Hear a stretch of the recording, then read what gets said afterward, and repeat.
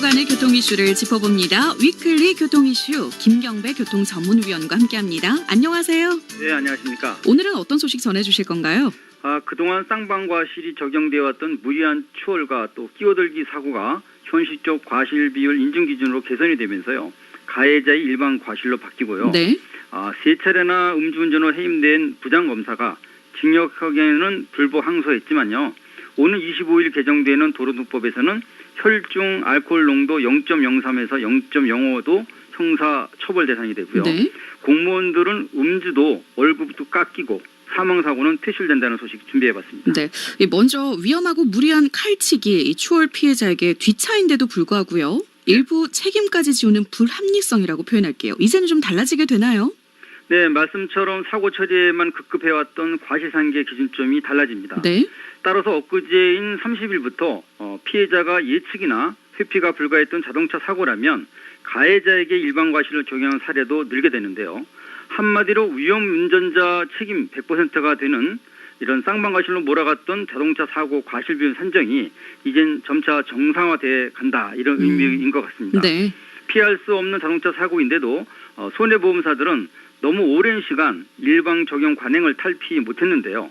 불합리한 피해 일부 과실이 앞으로 좀 달라질 것 같습니다. 네, 이 100% 과실은 구체적으로 어떤 사고인지도 궁금하고요. 네. 또 경찰차나 소방차, 구급차량처럼요. 촉각을 좀 다투는 경우가 많잖아요. 이런 네네. 긴급 차량 사고 시에는 어떻게 되죠? 네, 직진 차로에서 직자 신호를 받은 차가 직진이 아닌 좌회전을 하다 난 사고가 문제인데요. 네네. 이젠 쌍방 과실이 아닌 100% 일반 가해로 정정이 됐고요. 또 20% 과실을 억울하게 떠안았던 직선도로 점선 표시 중앙선 침범 추월 사고도 이젠 일반 과실이 됐습니다. 네. 하지만 신호가 우선인 교차로에서 직진 중 적색 신호에 있던 구급차가 긴급 상황 때문에 신호 위반으로 부딪혔다면요. 이 경우는 구급차의 과실 비율이 40%에 해당됩니다. 네.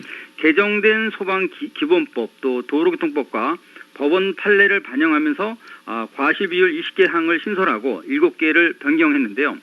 주변을 살피고 멀리 내다보는 방어와 양보 운전, 이 미덕 실천이 가장 큰 의미인 것 같습니다. 네, 맞습니다. 근데 이 신속한 사고 처리를 위해서 마련된 게 바로 비율 기준이라는 건데요. 네. 왜 그동안에는 억울한 운전자에게 이렇게 페널티를 물리는 쌍방 과실을 탈피하지는 못했을까요? 네, 부상자 치료와 사고 차량 수리, 보상 등의 신속을 위해 마련된 게 바로 과실 상계의 창출인데요. 그죠? 하지만 탁상 공론식 인정 기준 때문에 피해자를 물리고 게다가 할증이라는 페널티까지도 또 안겨온 부작용은 정말 큰 오점이라고 할 수 있겠습니다. 네. 그동안 몇 차례 개정이 되면서도 억울한 피해자에게 책임을 전가시키는 문제만큼은 도려내지 못했고요. 지금도 아주 만족할 사항으로 볼 수는 없습니다. 네. 게다가 연 5만 6천 건 정도가 발생되는 동일 보험사의 가입 차량 간의 피해에서는요. 50만 원 미만일 때 사고 조정까지도 제외돼 있어서 소송으로밖에 갈 수 없는 상황입니다. 참 황당한 경우가 많았었죠. 네네. 자, 그렇다면 문제가 있다는 걸 알면서도 금융감독원이 바꾸지를 않았고요. 네. 우리 가입자들은 왜 그동안 이렇게 끌려왔을까도 궁금해지는데요. 좀 아이러니합니다. 그렇죠. 사고가 나면 일단 조사를 받고 또 피해 정도에 따라서는 형사적 책임을 지게 되지만요. 네. 이 모든 것이 보험 가입으로 처리되는 만큼 왈가왈부해서 조사 마무리가 지연이 되고 또 시간 뺏기는 게 싫다는 게 아마 공론일 것입니다. 네. 결국 분쟁과 보상 다툼이 없는 협의에 순응한 셈이고요. 사고 유형이 되는 포인트는 달라도 과실 비율 기준 자체는 실제 큰 부류로 볼 때 가입자 잘못을 쉽게 가리고 해결해버리는 이점이 많습니다. 네. 하지만 보험사들마다 똑같은 비율로 적용된 이런 손실 보상 부분은 어디까지나 보험사가 아닌 가입자 몫으로 남게 됩니다. 네. 결국 피해 가입자가 보험을 재가입할 때 페널티를 물게 되니까 일종의 보험사들 품앗이에 희생되는 건 바로 보험 가입자가 되고 말았습니다. 그렇네요. 하루빨리 좀 개선이 됐으면 좋겠습니다. 네네. 자, 그리고 지난주 저희가 음주운전에 대해서 이야기를 마저 하지 못했는데 네. 지금 이달 25일 개정되는 도로교통법이죠. 네네. 음주운전 처벌이 더욱더 강화가 되는데 네네. 세 번째 음주로 해임된 부장검사가 불복 항소했다면서요. 이거 어떤 소식이죠? 네. 혈중 알코올 농도 0.03에서 0.05도 형사 처벌이 되는데 무려 3차례나 적발돼서 1심에서 징역형을 받은 전직 검사가 네. 항소했다고 합니다. 그런데 세 번째 음주 단속에 걸렸던 충남 공무원은요. 스스로 목숨을 끊는 책임을 목숨으로 대신하는 비운을 선택한 것으로 이렇게 알려지고 있는데요. 네. 한 사람은 취중 속 반복되는 습관적 의식을 끊지 못해 조직에서 퇴출이 됐고요. 또 한 사람은 극단적 행동으로 음주 습관을 책임지는 이런 양상이 되고 말았습니다. 근데 공무원 조직 내에서도요. 음주운전 자체 징계 수위를 높일 수가 있고요. 퇴직 사유가 되는 음주운전 규정을 만든 게 아무래도 부담의 원인이 됐다라고 보면 되나요? 맞습니다. 인사 혁신처에 의하면요. 네. 공무원 음주운전 처분은 처음이라도 최소 감봉 징계로 이어지고 또 인사사고는 불명예 퇴출로 이어지는 등 관련 징계가 대폭 강화됐다고 했습니다.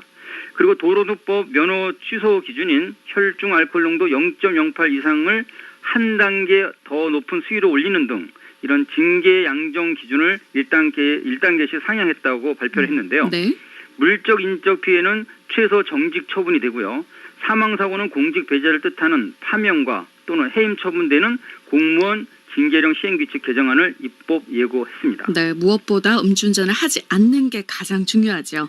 네, 맞습니다. 자, 하지만 그간의 음주운전 범죄 처리를 보면요. 네. 이 권력층 보호가 강하다는 인상을 많이 풍겼죠. 네네. 이제는 이런 의문이 해소가 되겠습니까?